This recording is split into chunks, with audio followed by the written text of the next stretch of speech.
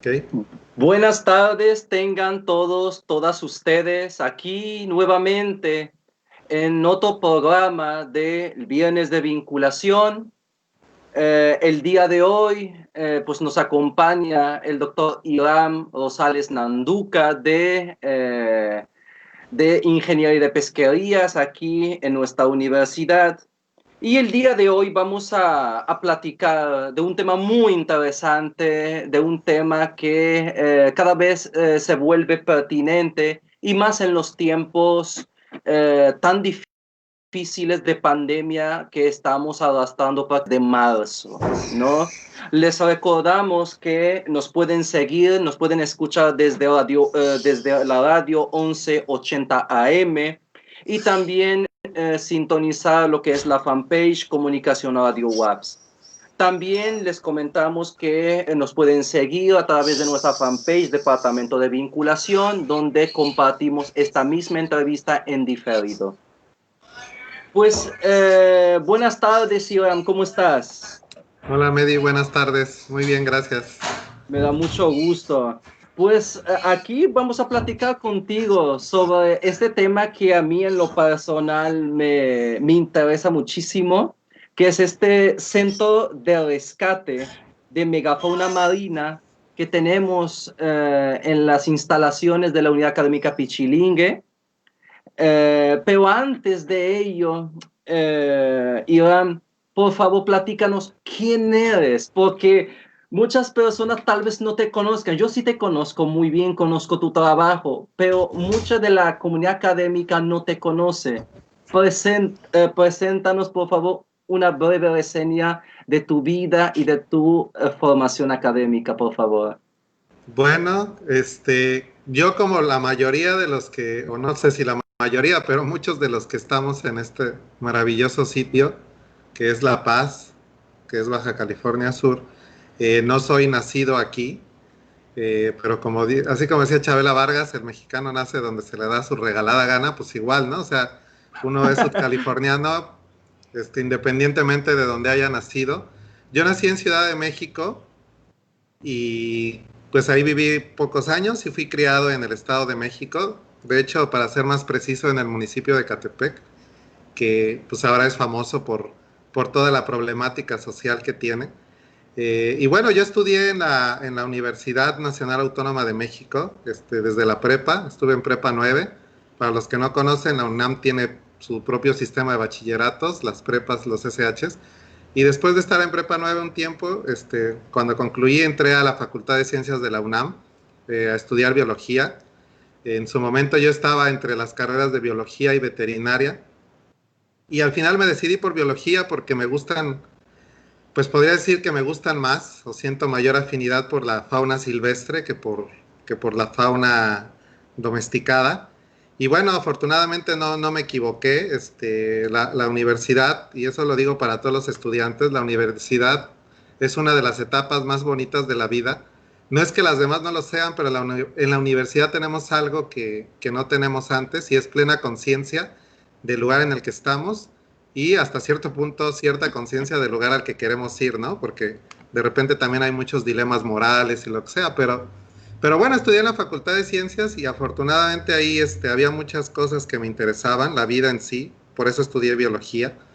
Y bueno, hubo muchos caminos que son muy interesantes, pero en algún momento llegué al camino de los mamíferos marinos y afortunadamente eh, pues he tenido la fortuna de poder hacer algo que yo llamo vivir de divirtiéndome toda la vida, ¿no? O sea, yo me encanta mi trabajo, me encanta dar clases, me encanta hacer trabajo de campo, me encanta socializar conocimiento con los niños o con la gente.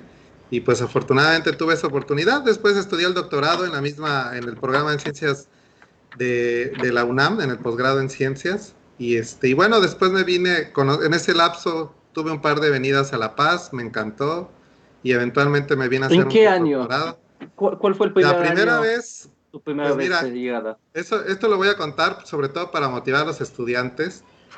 Yo nunca me había subido a un avión cuando yo entré a la universidad. Yo no sabía lo que era subirme a un avión. Y en 2002, mi entonces tutor en la UNAM ganó un proyecto con ACID, y siendo yo estudiante apenas de licenciatura, preguntó que quién quería hacer trabajo de campo para un proyecto de posgrado. Y pues yo en ese entonces levantaba la mano para todo, ¿no? Para todo era yo voluntario, todo quería ir. Y pues no tenía yo limitantes, me podía ir al campo 3, 4 meses sin ningún problema. Y bueno, ese fue el primer viaje, fue aquí a La Paz, pero en realidad era hacer trabajo en Cabo Pulmo en 2003. La Paz, digo, La Paz ha crecido mucho de 2003 a O sea, 2020. hace 17 años, Hace Iván. 17 años, sí, tenía yo como 21 años, 20 años cuando vine. Y fue la primera vez, y de ahí me encantó La Paz y dije, yo tengo que volver. Ya después en el doctorado hice una estancia en la UAPS con el doctor Urbán, y después vine a hacer un postdoctorado. Y bueno, ya desde que vine por el postdoctorado, pues venía con la intención de quedarme, ¿no? Ya no me veía. Yo crecí en Ecatepec, como les digo, y iba solo para que dimensionen también, yo iba a la universidad, eran de 2 horas 15 a 2 horas y media en transporte público, la ida, y 2 horas 15 a 2 y media el regreso.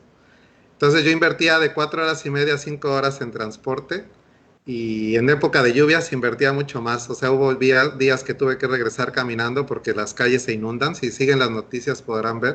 O sea, eso es histórico, no es de ahorita. Y es porque la Ciudad de México se construyó sobre un lago. Entonces el agua siempre corre hacia el centro irremediablemente, ¿no? Pero bueno, entonces se lo digo a los chicos porque en realidad a veces ponemos muchas excusas, pero cuando encuentren lo que les gusta, créanme que no lo van a ver ni como esfuerzo ni como sacrificio. Lo van a hacer con gusto. Me gusta mucho esta parte, pues las entrevistas que hemos podido hacerles a nuestros invitados, a nuestras invitadas. Siempre hay un hallazgo, siempre hay algo muy bonito que descubrimos en la vida de todos ustedes. Y yo me veo obligado a hacerte la pregunta.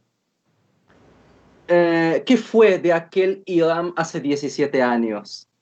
Eh, ¿Qué ha cambiado de aquel Irán y qué tipo de Irán tenemos el día de hoy? Porque estamos hablando de 17 años, Irán. Sí, sí, sí. No, bueno, esas preguntas también me las hago yo, ¿no? En mis momentos de introspección. Pues mira, yo te podría decir que ha cambiado mucho y también hay cosas que no han cambiado en absoluto. Por ejemplo, ahorita que platicábamos de la pandemia, algo que no ha cambiado es mi pasión por el mar. Eh, a veces se escucha, ¿no? Que gente pues ya quiere que sea viernes, o ya quiere que sean vacaciones, o ya quiere que sea eh, cierto momento, ¿no? Para visitar el mar o para dejar de trabajar, etcétera. Y yo afortunadamente mi trabajo, mi dinámica de trabajo implica que esté en contacto con el mar de manera recurrente. Y justo una de las cosas que extraño ahorita es el mar, por producto de la pandemia, ¿no? Hemos sido muy respetuosos o procurado ser muy respetuosos de las reglas, y pues no hemos, al menos yo no he salido a trabajar en el mar, ¿no? Desde mediados de marzo hasta ahora ya no he salido al mar. Y lo digo porque eso es algo que no ha cambiado, o sea, esa pasión y esa necesidad, esa emoción de subirme a la lancha y estar, a pesar de la soleada o a pesar del frío, a pesar del hambre, a pesar del dolor de espalda, estar con esa emoción de la expectativa de ver qué vamos a encontrar, qué vamos a ver, porque el mar siempre te regala cosas nuevas, ¿no? Siempre hay algo que no has visto, que no has oído, que no has olido, que no has sentido. Entonces, eso no ha cambiado, afortunadamente para mí eso no ha cambiado en estos casi 20 años. Y han cambiado muchas cosas, sí, ha cambiado mi perspectiva de la ciencia, también platicábamos de eso ahorita. Como que cuando uno entra a la universidad, al menos en las carreras científicas, y eso creo que es una tendencia en todo el país, te inculcan mucho que te formes como investigador, ¿no? En carreras, sobre todo de disciplinas de las ciencias de la vida, como que no te enseñan que hay otro camino, como que tienes que ser investigador y ya, y eso es porque los profesores en su mayoría son investigadores, entonces lo que te enseñan es lo que a ellos también les gusta. No digo que esté mal, solo digo que sí hay una tendencia a cierto lado. Y algo que he visto acá es justo ese enorme hueco entre la ciencia y la sociedad. O sea, se ven como cosas completamente separadas, ¿no? Completamente abismales. Tan es así que que de repente nos sorprende ver hallazgos o ver descubrimientos o ver que un niño quiera ser científico porque lo sentimos como algo irreal, ¿no? Algo lejos del alcance de la mayoría de la gente, cuando en realidad lo único que necesitas para ser científico es ser curioso. O sea, si tienes curiosidad, eres un científico, o sea, y los niños son científicos de forma innata, exploran y ejecutan el método científico. Entonces, ha cambiado mi percepción de que lo que hago también tiene que tener algo más allá de o de la satisfacción académica o la satisfacción personal, sino que tiene que tener una implicación social.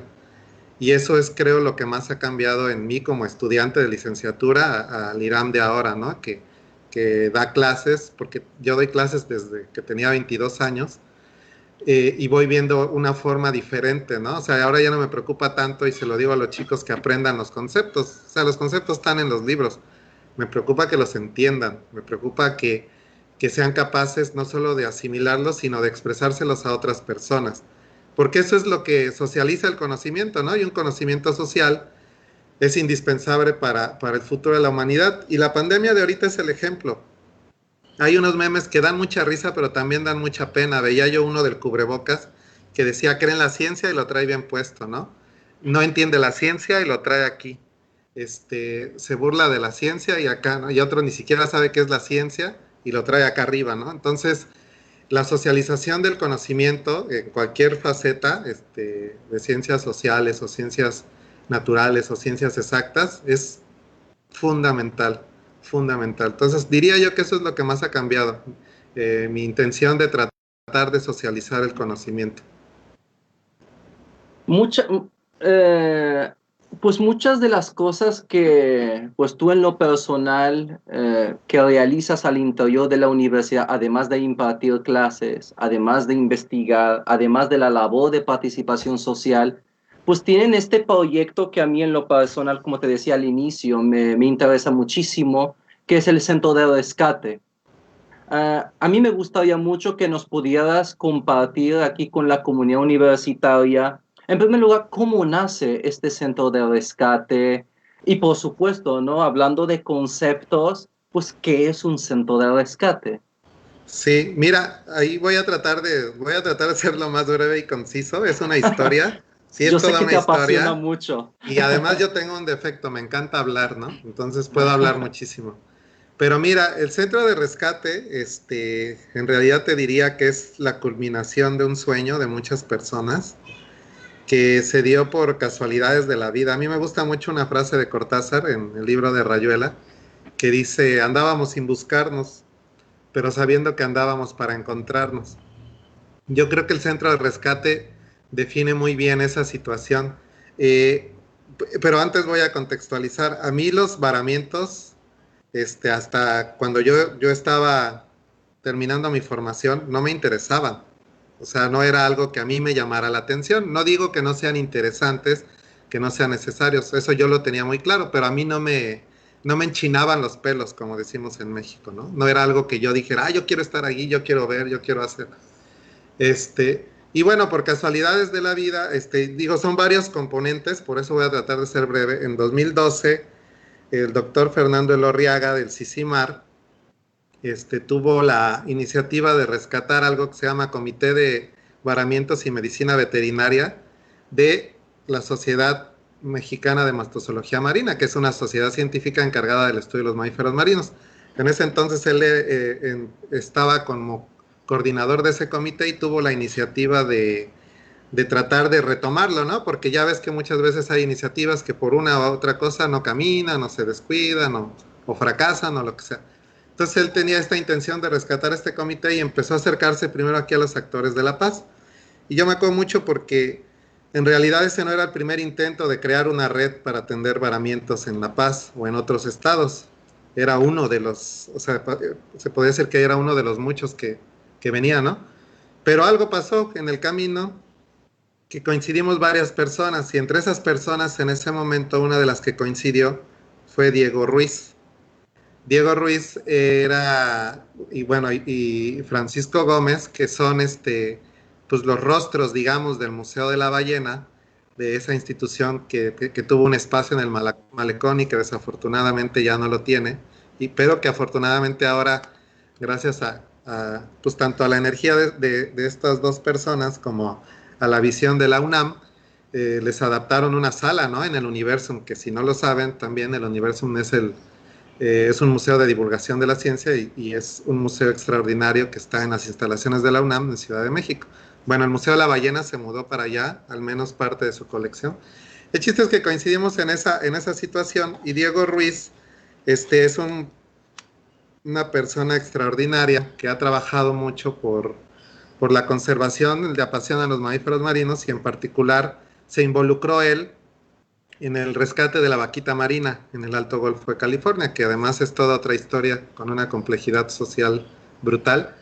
Pero bueno, para no hacer el cuento largo, hubo una iniciativa para que empezaba a caminar aquí lo de los varamientos, funcionamos como un grupo en el que colaboraba Sisimar, colaboraba la UAPS, colaboraba el Museo de la Ballena, colaboraba la misma Profepa, que es quien vela desde la perspectiva legal porque se lleve a cabo de forma adecuada el protocolo de atención a varamientos y de hecho es la institución responsable de esto. En su momento ha habido colaboradores de CIBNOR y pues chicos voluntarios, no estudiantes de uno o de otra institución. Empezó a caminar y a caminar y a caminar y funcionó y entonces hicimos una sinergia muy bonita porque tuvimos acceso a poder atender eventos que antes no podíamos o te limitaba la gente o te limitaba la gasolina o te limitaba el tiempo, o te limitaba la embarcación o te limitaba recursos y justo gracias a esa diversidad y a esa energía de toda esta gente se logró esa sinergia. Y eso sí, de antemano, puede que en esta historia, tratando de ser breve y rápido, me olvide de algo o de alguien y es sin ninguna intención, sino simplemente circunstancias del tiempo. Pero bueno, al mismo tiempo que ya caminaba la red aquí, hubo una iniciativa en San Felipe por capturar vaquitas para tratar de tenerlas aisladas y que sobrevivieran. Esa es la historia donde se liga el centro de rescate. Uno de los encargados, de los responsables del manejo de mantener vivas a las vaquitas y se lograban capturar, era Francisco Rebolledo, que todos conocemos como Ricky. Si tú vas a Pichilingue, hay que preguntar por Ricky, ¿no? No por Francisco, porque nadie lo conoce. Es Ricky. Y bueno, en ese momento, desafortunadamente, ese plan no funcionó. Sí se atraparon vaquitas, pero no toleraron el cautiverio, no funcionó. Y entonces Diego en su visión vio posible que esas instalaciones se fueran a la nada, se regresaran a Estados Unidos o encontrarles un lugar en México, ¿no? Y ahí es donde entramos todos los actores y ahí es donde entra en ese momento el doctor Marco Cadena, que en paz descanse, que también es una persona, bueno, yo sigo hablando de él porque lo sigo teniendo presente, extraordinaria, y que además de eso era bien visionario, ¿no?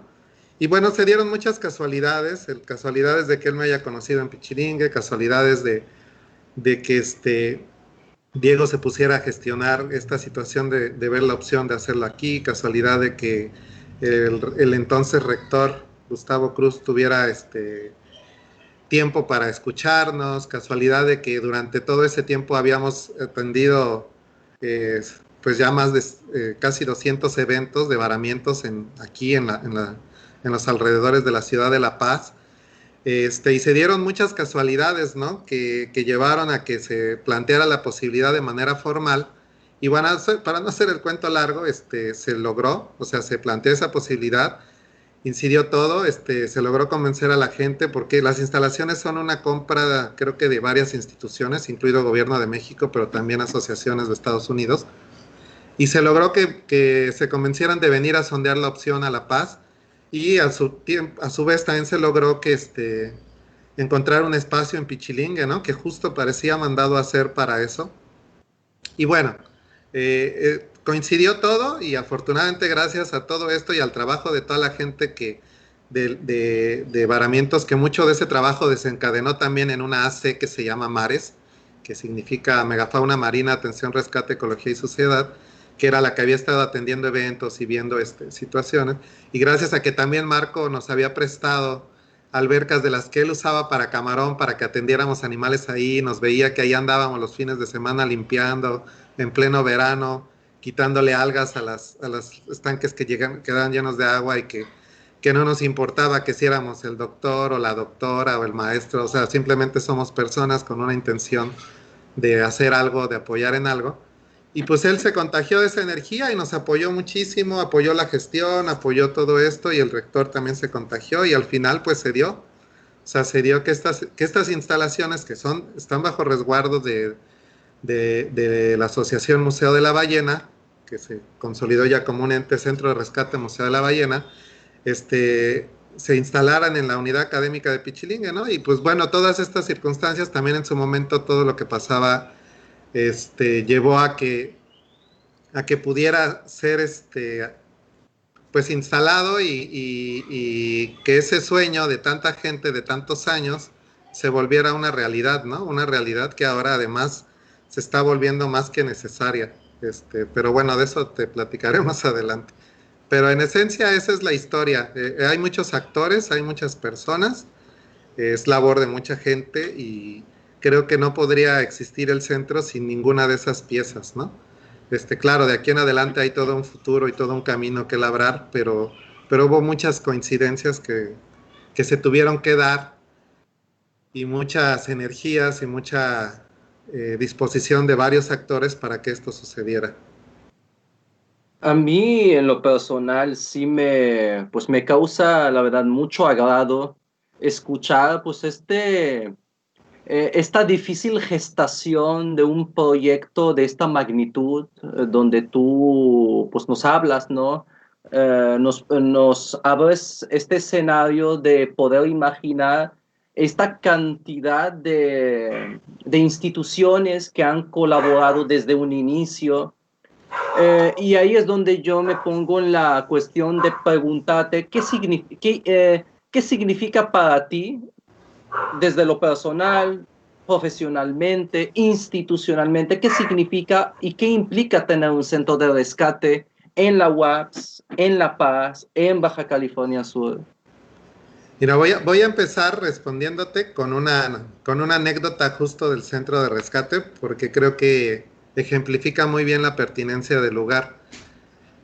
Eh, cuando, bueno, justo antes de todavía rector, el doctor Gustavo Cruz, tuvo una iniciativa para hacer una presentación del centro, ¿no? Para darlo a conocer a los medios, etcétera.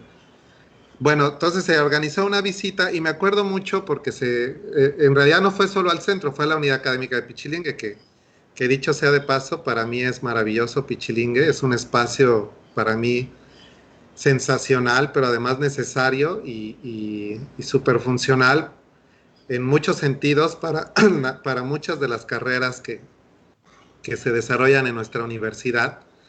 Y el doctor Gustavo tenía como también, yo creo que una impresión similar, porque él era un impulsor muy entusiasta, ¿no? De la unidad de Pichilingue. Y bueno, en esa iniciativa pues se presentó el proyecto de Campachi, se presentaron los laboratorios que tienen trabajo ahí, y bueno, se presentó lo del centro. Y me acuerdo mucho porque se hicieron equipos y uno de los equipos que era de periodistas, cuando vimos las instalaciones del centro, la pregunta así directa del reportero, que me acuerdo muy bien, era un reportero que venía de Cabo, fue: ¿para qué queremos un centro de rescate si lo que queremos es matar a los lobos marinos?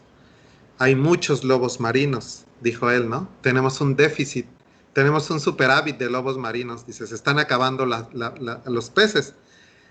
Y en ese momento yo tenía muy claro la relevancia y la he tenido, pero en ese momento todavía fue mayor, y eso se liga con lo de socializar el conocimiento, fue mayor la imagen que tuve de por qué es importante y por qué es necesario socializar el conocimiento, ¿no? Un locutor de radio que tiene acceso a miles de personas y que de cierta forma puede influenciar la opinión, expresándose que la forma correcta era matar los animales o la necesidad era matar animales, a mí me pareció bastante sorprendente, pero me pareció sobre todo muy preocupante de una realidad social. Porque tú lo sabes y todos los que nos lleguen a escuchar saben que Baja California Sur es un estado cuya economía está basada y fundamentada en el turismo. Y ese turismo definitivamente está ligado con la naturaleza. ya sea el avistamiento de ballenas, ya sea el avistamiento de tiburones, ya sea paseos a las islas, ya sea el nado con lobos marinos, ya sea el disfrute y contemplación de las playas, ya sea la pesca deportiva, ya sea el venir a los hoteles a disfrutar de las playas o a disfrutar del paseo. Es decir, esa infraestructura está completa y absolutamente ligada a la naturaleza. Sin la naturaleza, la economía y por tanto el modo de vida que conocemos en este sitio no existiría.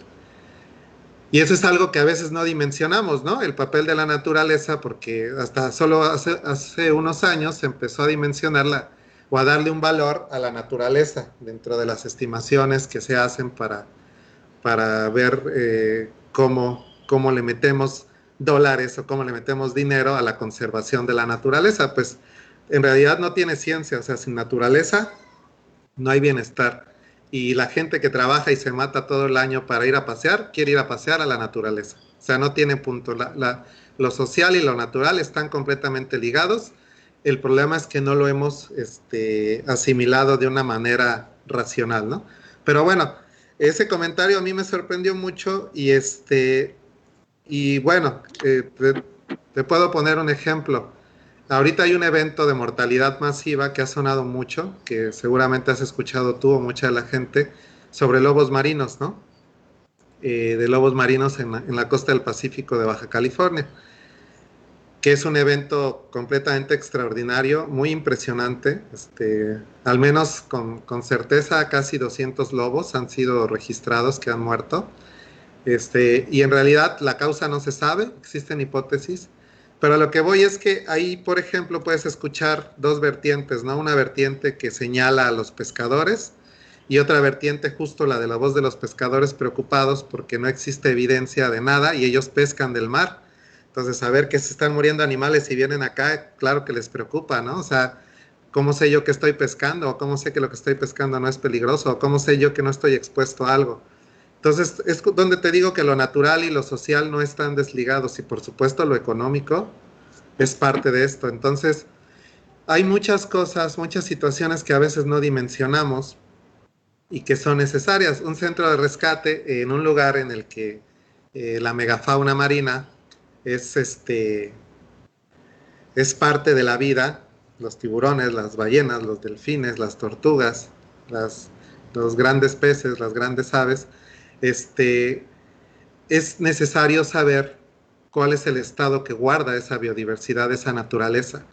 Y los estudios de salud de la fauna silvestre pues son prácticamente imposibles, ¿no? O sea, las cosas que sabemos de muchas de estas especies tienen que ver con cautiverio.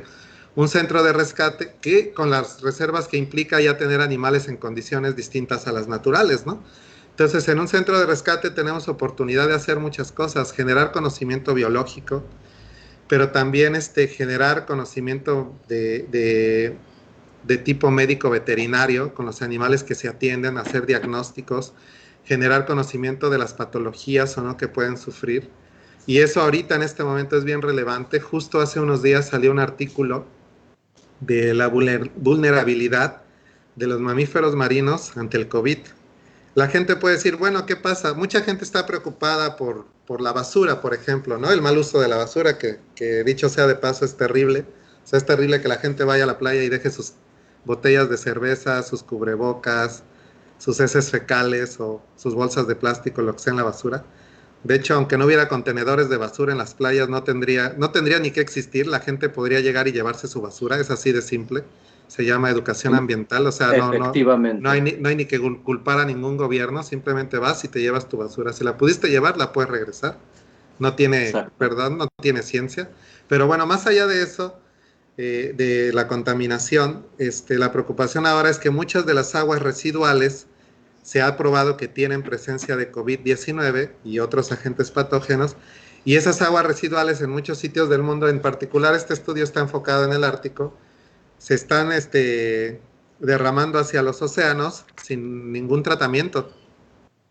Y eso la gente podría pensar, bueno, ¿y eso a mí qué, no? ¿O eso por qué es grave? Bueno, el hecho es que los delfines y las ballenas y los lobos marinos y las focas son mamíferos. En ese sentido, nosotros también somos mamíferos, entonces compartimos una historia evolutiva y compartimos mucho más que eso. Entonces, esa vulnerabilidad claro que los tiene vulnerables mucho más que a los peces o que a los reptiles o que a otros grupos animales, pues porque son mucho más cercanos a nosotros, ¿no? Y también seguro han escuchado que el COVID, pues es lo más probable es que surgió del traspaso entre pangolines, murciélagos y seres humanos, ¿no? Por consumo de fauna silvestre. Entonces no es nada imposible, de hecho, es bastante posible que los animales marinos, en particular los mamíferos, puedan contagiarse de COVID. Y eso sería catastrófico, ¿no? O sea, si nosotros con distancia, eh, con la racionalidad que nos caracteriza, y lo dije entre comillas porque la verdad es que la racionalidad es muy irracional a veces, y con todo lo que tenemos, no hemos sido capaces de controlar esto de una forma adecuada. Imagínate lo que pasaría en poblaciones silvestres, ¿no? Entonces, bueno, hay muchas cosas, mucho potencial, pero además imagínate el potencial para formar estudiantes de diversas carreras. Muchos me dicen, pues es que pesquerías, porque bueno, una de las cosas más relevantes es las interacciones entre pesquerías y megafauna marina, y no me voy a ir lejos, la vaquita marina. La vaquita marina es una especie de cetáceo, es la única especie endémica de cetáceo de México, una de las pocas endémicas a un país en el mundo, y que, pues que nos quedan alrededor de 10 animalitos, ¿no? O sea, que han caído en redes y en redes relacionadas de forma directa con el tráfico de otra especie que se llama totuaba. O sea, esto no creo que sea un problema de pescadores, yo creo que esto es un problema de tráfico de especies, con todo lo que eso implica socialmente. Pero bueno, y como es hay otro montón, hay un embargo o existió un problema muy fuerte de embargo de las pesquerías de atún en México, justo porque caían incidentalmente diferentes especies de delfines. Pero además tenemos la captura incidental de tortugas, la captura incidental de tiburones, el enmayamiento de ballenas, que luego cuando pasan las noticias se ve, ¿no? Y es muy arriesgado, pone en riesgo la vida de los animales y a veces pone en riesgo la vida de la gente que en su afán de ayudar. Entonces hay muchas interacciones y tenemos una carrera de ingeniería en pesquerías en la que muchos de esos chicos les encanta la biodiversidad y justo pueden aplicar la ingeniería, es decir, pueden aplicar la serie de conocimientos que existen en encontrar cuáles son los principales puntos en los que hay focos rojos y pues elaborar, diseñar herramientas o diseñar artes de pesca en las que se mitigue eso, ¿no? Pero además el Centro de Rescate para Rehabilitación utiliza filtros similares a los que se utilizan en acuacultura. Entonces tenemos otra carrera de acuacultura en la que esos chicos pueden hacer sus prácticas y pueden hacer un entrenamiento previo para cuando salgan al mundo profesional. Y tenemos el conocimiento biológico de saber qué especies, los chicos de las carreras de biología, o qué está pasando en el ambiente, los chicos de las carreras de ciencias ambientales, cuál es la diversidad y por qué importa la ética ambiental, la cultura, el ecologismo, etcétera, con los chicos de turismo alternativo, o qué podemos hacer, cómo atendemos enfermedades, cómo diagnosticamos los chicos de veterinaria. Es decir, tiene una vertiente que desde mi perspectiva es muy diversa, muy enriquecedora y que hay para hacer muchísimas cosas, ¿no? O sea, más allá de lo social, porque parece increíble, pero yo me acuerdo cuando yo era niño que se escuchaba, los niños son el futuro, ¿no? El problema es que nosotros ya somos adultos, muchos de nosotros ya tenemos hijos, algunos incluso ya de nuestra edad tienen nietos, o sea, los hijos ya tienen hijos y seguimos esperando ese futuro, ¿no? O sea, seguimos achacándole a los jóvenes el futuro. Y me parece terrible, yo la primera vez, yo tuve oportunidad de dar clases en una universidad a distancia antes de entrar a la UAPS, y hay una carrera que se llama Ingeniería Ambiental, y yo al principio me asignaron una materia que se llamaba Ética Ambiental y yo no entendía para qué necesitábamos eso, pero después de ver las playas, las calles con las lluvias, el malecón, los parques y todo, digo, no, es que sí necesitamos ética ambiental, o sea, la gente no dimensiona el impacto de todo lo que hace, ¿no? Y de todas las consecuencias de nuestras malas acciones hacia la naturaleza. Entonces, esto lo digo porque también además el Centro de Rescate cumple uno de sus objetivos, además de rescatar, rehabilitar, generar conocimiento, formar estudiantes, permitir la elaboración de servicios sociales, prácticas profesionales, elaboración de tesis, etcétera. Además de eso es la educación ambiental. O sea, ya hemos tenido escuelas invitadas de niños del municipio de La Paz, del municipio de Los Cabos, también de jóvenes ya de bachillerato, Y es bien importante, a veces los chicos no dimensionan el impacto de sus acciones porque tampoco las han vivido, ¿no? Hay un video que se hizo muy famoso, viral, dicen ahora, de una tortuga a la que le extraen un popote de su narina. Y muchas veces los chicos pues no dimensionaban eso, ¿no? Ahora sí ves que los niños en su mayoría, mejor un niño no pide popote que un adulto, ¿no? Como si beber una bebida con popote fuera trascendental en la vida. Pero es toda una cuestión de educación que requiere mucha información. Y claro, cuando tú tienes acceso a estos eventos, por ejemplo, el año pasado nos tocó un lobo con el rostro desfigurado, muy probablemente estaba en una red y para que no le rompiera la red lo golpearon. Entonces, pues al final puedes buscar formas de que la gente se sensibilice, ¿no? Se sensibilice hacia su entorno y entienda que dañar a la naturaleza es como dispararte un balazo en el pie. O sea, es literalmente eso.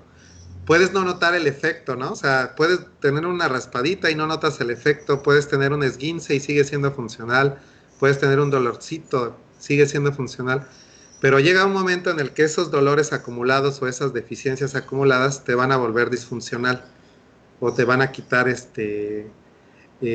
mucha adecuación, ¿no? Vas a dejar de ser lo óptimo que deberías. Lo mismo pasa con la naturaleza. La naturaleza es resiliente, pero tiene límites.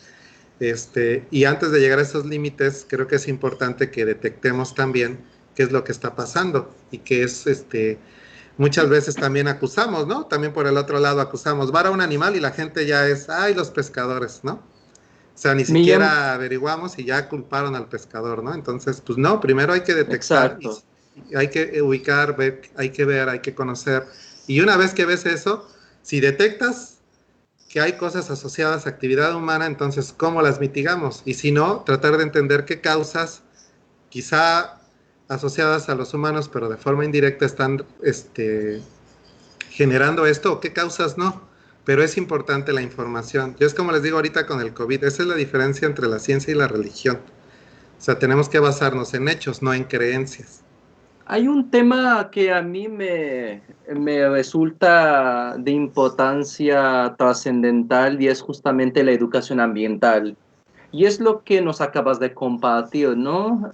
Cuestiones que tienen que ver con la educación ambiental que genera justamente este espacio como el centro de rescate, porque no nada más es formar recursos humanos de estudiantes universitarios, sino incluso poder socializar esta educación ambiental, pero ya a la sociedad, no a instituciones que tienen que ver con tomadores de decisiones. Y ahí es donde a mí me parece, porque tú pues tocaste varios temas, como por ejemplo el turismo. Entonces estamos hablando de instituciones donde la educación ambiental es fundamental a la hora de tomar estas decisiones. Nos acabas de decir también, ¿no? Y yo creo que lo decimos de forma equivocada, es decir, los niños son el futuro, cuando en realidad los niños son el presente, ¿no? Es decir, hay que revisar estos proverbios, estas sentencias que de alguna manera nos sentencian de por vida. Es decir, el estar esperando este futuro cuando el futuro está aquí. Es decir, lo generamos nosotros y ahí es donde a mí me parece la última pregunta que yo te hago, ¿no? Porque para mí el centro de rescate es como este mamífero marino que también está varado, ¿no? Porque todavía es un feto, todavía está creciendo. ¿Cuál es el futuro que tú vislumbras, Irán, para el centro de rescate? Sí, pues hace rato justo me preguntabas, ¿no? Yo te diría que el centro de rescate es un sueño hecho realidad, que dicho sea de paso, ahora abrió más sueños, ¿no? Este, abrió más sueños y esos sueños son, pues tiene que ver con las tres grandes vertientes. Uno es, y te pongo un ejemplo como el de ayer. Ayer tuvimos un evento de un animal que son raros además, que se llaman cachalotes enanos. Y son raros, me refiero a que como son de aguas profundas es difícil verlos y por ende se sabe de poco de ellos, ¿no? Yo estaba en clase y yo no pude asistir porque estaba en clase, pero justo eso, el evento se atendió porque hay un equipo detrás. O sea, ya hay un equipo que funciona, ¿no? Y hay un equipo con varias pues hay varias manos, ¿no? A veces no pueden trabajar unas manos o no pueden estar unas, pero otras sí. Entonces, uno, el sueño de que trabajo en equipo funciona y de que a pesar de los tropiezos o de las diferencias o de los retos que a veces uno se enfrenta a obstáculos, siempre es mejor hacer esto acompañado que hacerlo solo. Siempre, y no solo es mejor, sino es necesario, ¿no? O sea, no hay quien pueda ganar una guerra solo. Pero más allá de eso, y ahorita que lo dices, eso es importante, porque también es una labor importante la socialización, y algo que ha faltado es la socialización del centro hacia los estudiantes, pero ha faltado en realidad porque el centro todavía no está en 100% de su funcionamiento, nos falta conectar la luz, lo cual es importantísimo.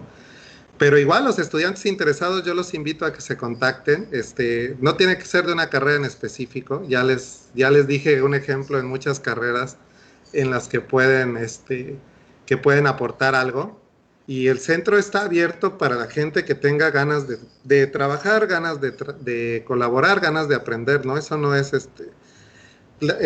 como te decía, el centro es un ente de una asociación civil que es el Museo de la Ballena, pero gracias al convenio que gestionamos, tiene una parte o un brazo, una rama académica, que es la que coordino yo. Entonces, los chicos interesados en esa rama académica, pues pueden contactar y ver, ¿no? Ahí tenemos ya todo un grupo de voluntarios de varias carreras. Hay chicos de pesquerías, de bioingeniería, de biología, de veterinaria y de turismo alternativo, si no me falla la memoria.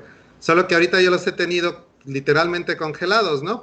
Bueno, ahorita se nos juntó la pandemia, pero además como no ha arrancado el centro, es difícil ponerles o solicitarles algo, ¿no? En realidad, hasta que no esté funcional al 100%, he preferido pausar eso.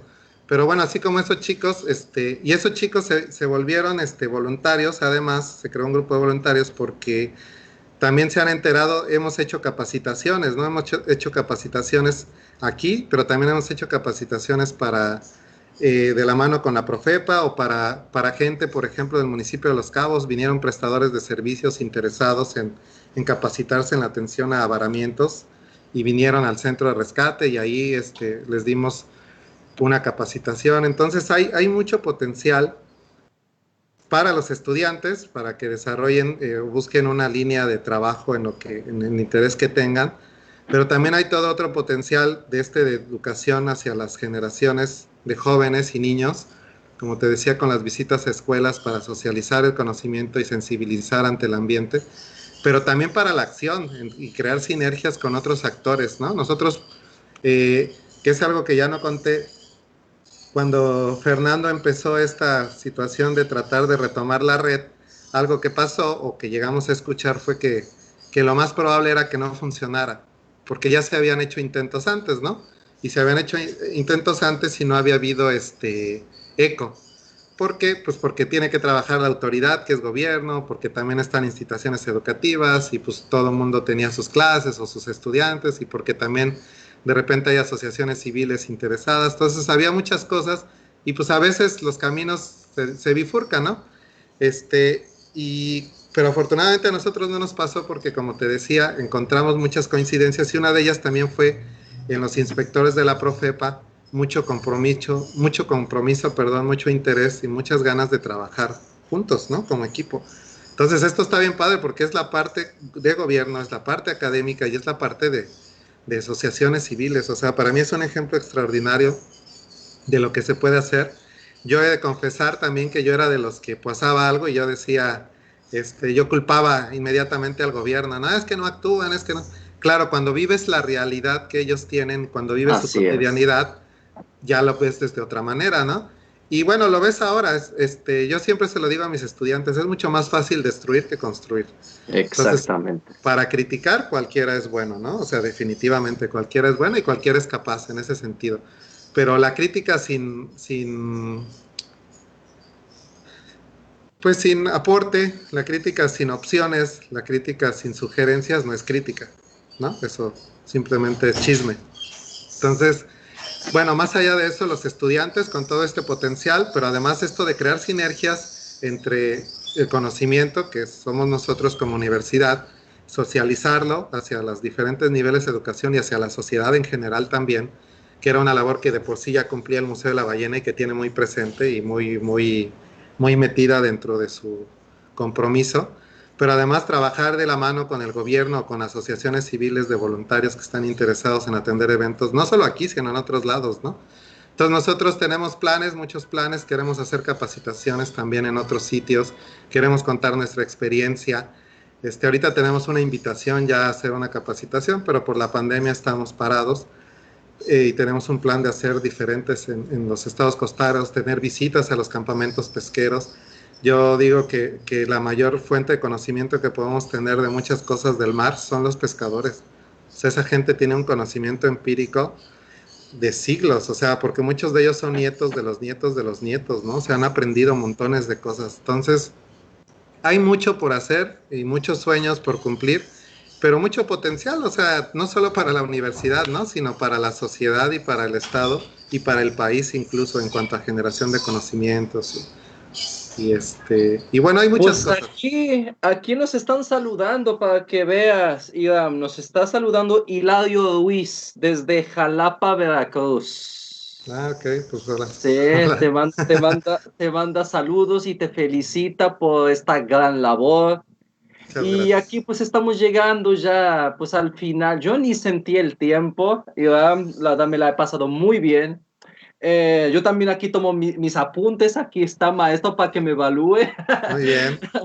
Aquí nosotros desde Letas apuntamos mucho, que también nos dicen que no hacemos nada, solamente ahí estamos tomando apuntes, así que aquí estuve tomando apuntes. Yo te agradezco mucho, Iván, por este tiempo, No, de nada. por tu generosidad intelectual, por tu sencillez, por tu cercanía, por tu calidez.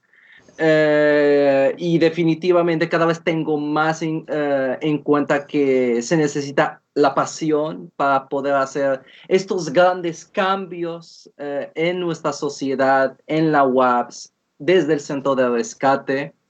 Y por supuesto, ¿no? Esto del centro de rescate nos deja una esperanza, pero no la esperanza para mañana, para el futuro, sino la esperanza de hoy. Sí, exacto. Entonces, les agradecemos también a ustedes por habernos acompañado un viernes más en este viernes de vinculación aquí a través de Radio Universitaria, al que les agradecemos nuevamente su apoyo en la logística, en el enlace, de que este programa sea posible. Le agradezco también a mi equipo del Departamento de Vinculación, que sin ellos este programa y que no sea posible. Así que tengan un bonito fin de semana y nos vemos en el otro viernes de vinculación. Muchas gracias. Muchas gracias. Hasta luego. Hasta luego.